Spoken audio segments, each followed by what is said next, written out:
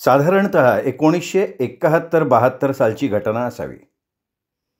त्यावेळी शिकायला म्हणून शहरात आलो. शहरातलं वातावरण पाहून स्तंभित झालेलो होतो. एवढ्या मोठ्या कॉलेजातलं रंगीबेरंगी वातावरण पाहून बावरून गेलो होतो. अचानक कॉलेजमध्ये माझी विद्याधरशी ओळख झाली. आम्ही दोघं पीडी सायन्सचे विद्यार्थी. तो सोलापूरहून आलेला, माझ्यासारखाच, पण माझ्यापेक्षा भलताच स्मार्ट, जणू शहरातच वाढलेला. मला हसायचा. माझे गबाळे गावाकडचे कपडे, बोलण्याची खेड्यातली भाषा, सगळ्या गोष्टींना हसायचा तो. पण माझा इलाजच नव्हता. कोणाला तरी धरून राहायला पाहिजे होतं. विद्याधर माझी चेष्टा करायचा, पण माझ्या बरोबर राहायचा. आम्ही एकाच बाकावर बसायचो. त्याची रूम मी राहायचो त्या बाजूलाच होती. आम्ही दोघे बरोबर सायकलवर कॉलेजला जायचो, कॅन्टीनला जायचो, चहा प्यायचो. बरं चाललं होतं. विद्याधरच्या व्यक्तिमत्वात काय होतं माहीत नाही, पण मला त्याच्याशी दोस्ती करावीशी वाटली. विद्याधर पॉश राहायचा. बहुधा सोलापूरला त्याच्या वडिलांची मोठी टेलरिंग फर्म असावी, त्यामुळे त्याचे कपडे एकदम अप टू डेट असायचे.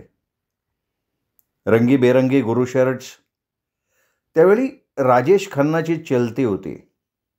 त्याच्यासारखे आखूड झब्बे, म्हणजेच गुरु शर्टची फॅशन जोरात होती तेव्हा.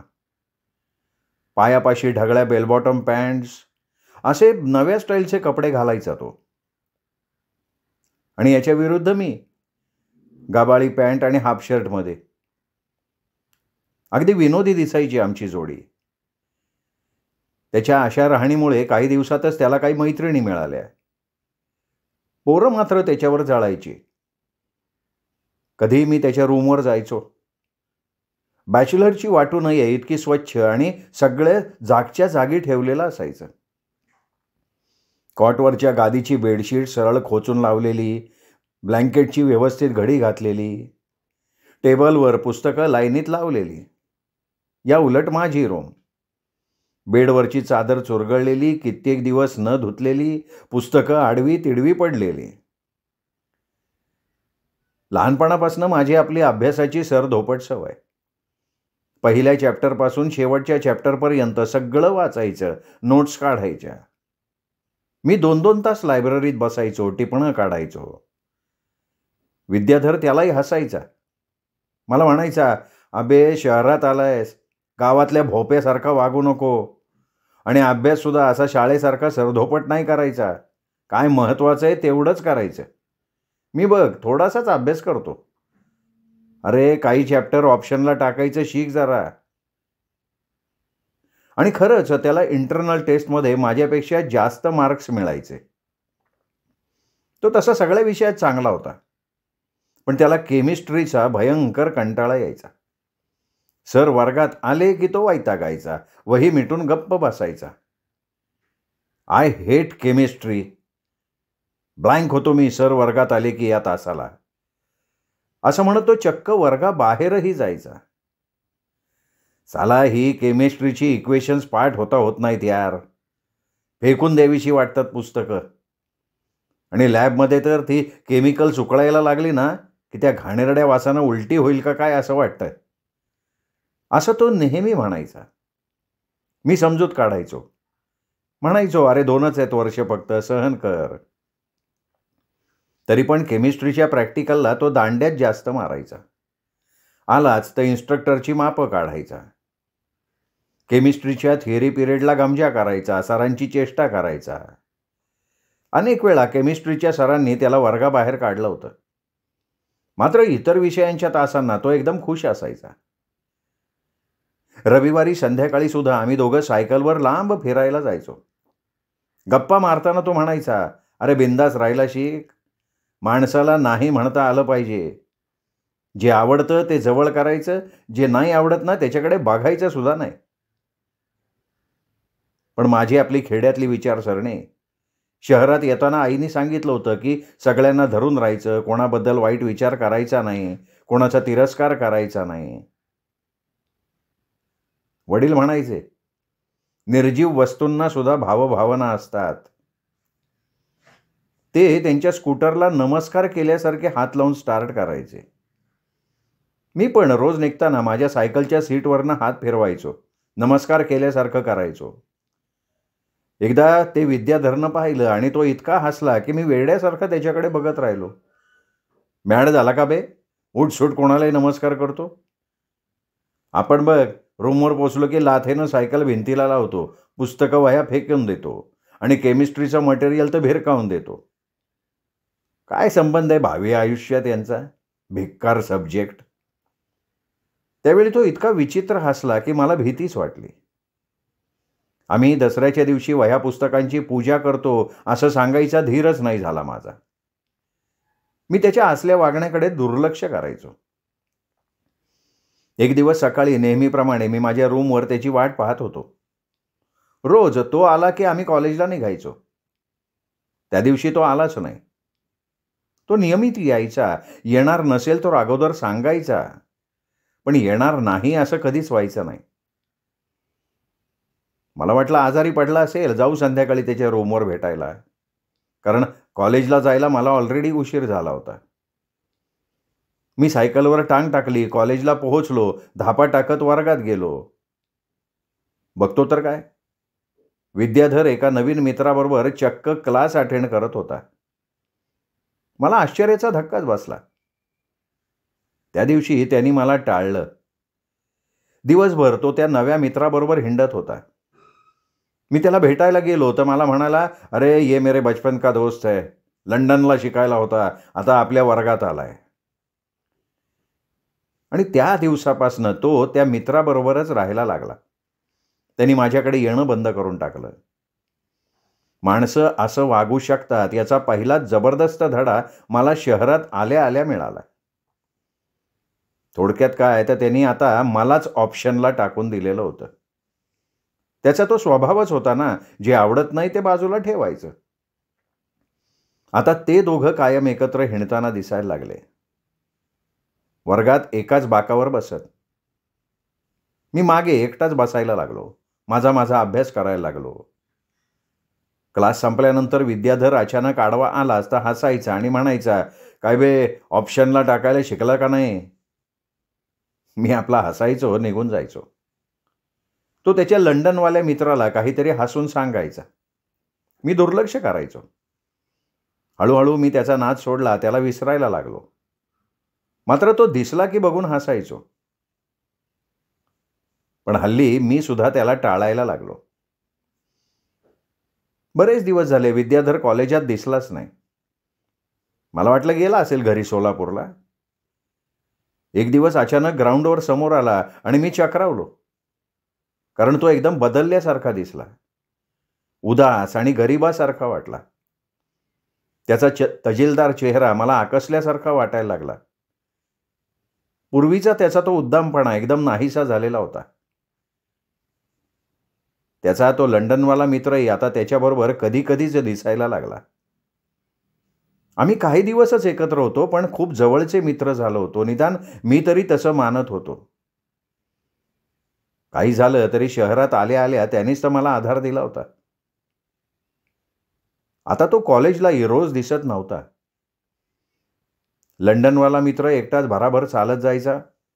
त्याला बाकी कोणी मित्र नव्हते. मात्र तो भलताच हुशार होता. मला राहावे ना, एक दिवस मी त्या मित्राला गाठलं. त्याला विचारलं की विद्याधर रोज काय येत नाही कॉलेजला, असतो कुठे तो? तर आय डोंट नो एवढंच तुटक बोलून तो निघूनही गेला. मी बघतच राहिलो. काहीतरी गडबड आहे असं वाटून गेलं मला.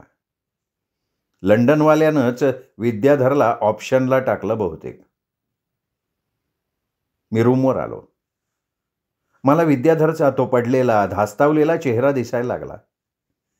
पूर्वीचा तो अतिउत्साही, ओव्हर कॉन्फिडंट असणारा विद्याधर मला आठवायला लागला. त्याच्या घरचं कोणी आजारी तर नसेल? त्याला कसला भयानक आजार तर झाला नसेल? का एखादा प्रेमभंग? पण प्रेमभंगानं कोलमडून जाणाऱ्यातला तो नव्हता. तू नाही तो और सही या गटातला होता तो. मग काय झालं असेल? मला काही सुचेना. मला राहावे ना. उठलो, सायकल काढली आणि गेलो त्याच्या रूमवर. रूमला कुलूप नव्हतं, म्हणजे तो आतच असणार. मी कडी वाजवली. बराच वेळ गेला, उत्तर नाही. मी मोठ्यांदा हाका मारल्या. काही वेळातच आतली कडी उघडल्याचा आवाज आला. दार उघडलं. प्रचंड घाबरलेल्या अवस्थेत विद्याधर मला दिसला. मी आत शिरलो आणि पाहून चाट झालो. वाट लागली होती त्याच्या खोलीची. बेडवरची चादर अनेक दिवस न धुतलेली, जागोजागी चुरगळलेली, पुस्तकं खाली पडलेली. त्याला पाहून मला समजेना काय झालंय ते. नेहमी टापटीप राहणारा विद्याधर मळलेल्या कपड्यात घाबरलेल्या अवस्थेत उभा होता. डोळ्याभोवती काळी वर्तुळं तयार झाली होती. केस वेड्यासारखे वाढले होते. खोलीत अंधार होता.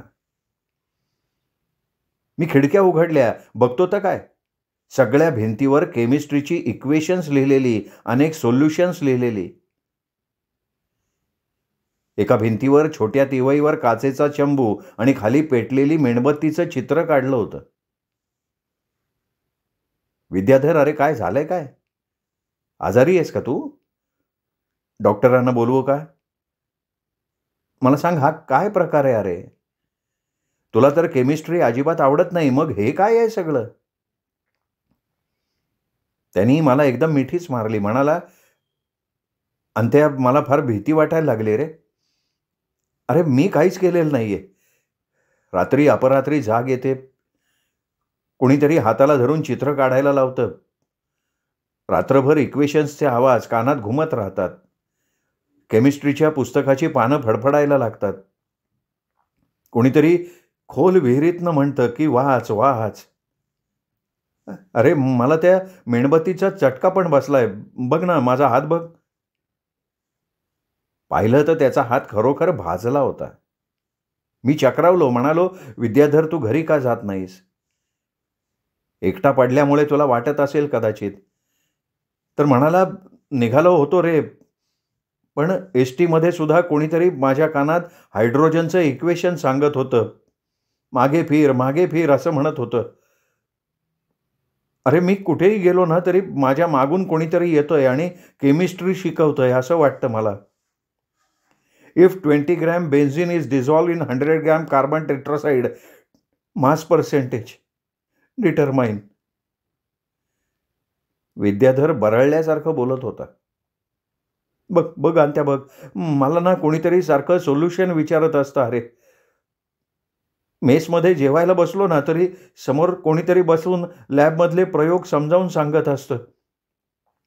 अरे त्या वाढणाऱ्या मावशी विचारत होत्या, भाजी वाढू का? तर मी म्हटलं, हो, सल्फ्युरिक ॲसिड H2SO4. मावशीच्या हातनं भाजीचं भांडच खाली पडलं. घाबरल्या त्या. मालकांनी मला सांगितलं की आता जेवायला येत जाऊ नका, वाटल्यास तुम्ही घरी डबा मागवा. आता तर ना रस्त्यानं जायची पण भीती वाटायला लागली रे. 2-2 दिवस जेवण करतच नाही मी. एवढं बोलून तो भिंतीवर कसला तरी रसायनशास्त्राच्या प्रयोगाचं चित्र काढायला लागला.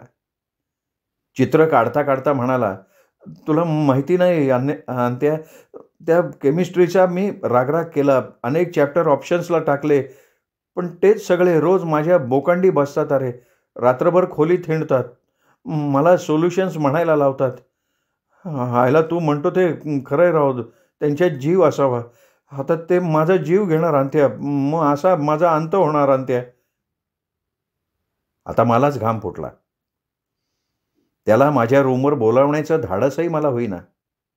हा काहीतरी वेगळा प्रकार आहे मला जाणवलं. मी त्याला ग्लासमध्ये पाणी आणून दिलं आणि म्हटलं, पाणी पी.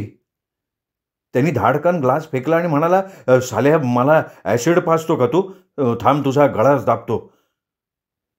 असं म्हणून तो माझा गळा दाबायला लागला. कसा बसा सोडवून घेत मी बाहेर पडलो. थेट रूमवर आलो. मग रात्रभर मला झोपच नाही आली. मी त्याला जवळचा दोस्त मानत असलो तरी त्यांनी मला एका झटक्यात तोडलं होतं. आम्ही एकत्र होतो त्या काळात त्यांनी मला त्याच्या घरचा पत्ता, त्याच्या घरी कोण कोण असतं, काहीही सांगितलेलं नव्हतं. त्यामुळे मी त्याच्या घरीसुद्धा कॉन्टॅक्ट करू शकत नव्हतो. मी नाद सोडून दिला. बरेच दिवस तो मला दिसला नाही. मला वाटलं कदाचित घरी गेला असेल. मी पण दिवाळीच्या सुट्टीत घरी जाऊन आलो. 15 दिवसानंतर मी कॉलेजला गेलो. लेक्चर्स सुरू झाली. त्या दिवशी केमिस्ट्रीचं प्रॅक्टिकल होतं. मॅडम प्रयोग समजावून सांगत होत्या. प्रत्येकाच्या समोर टेबलवर छोटे पितळी बर्नर्स पेटलेले होते. त्यांच्या निळ्या ज्योतीमुळे तिवईवर ठेवलेलं चंबूतलं रसायन खळाखळा उकळत होतं. त्यात कसलंसं रसायन टाकून ऊर्ध्वपातन करायचं होतं.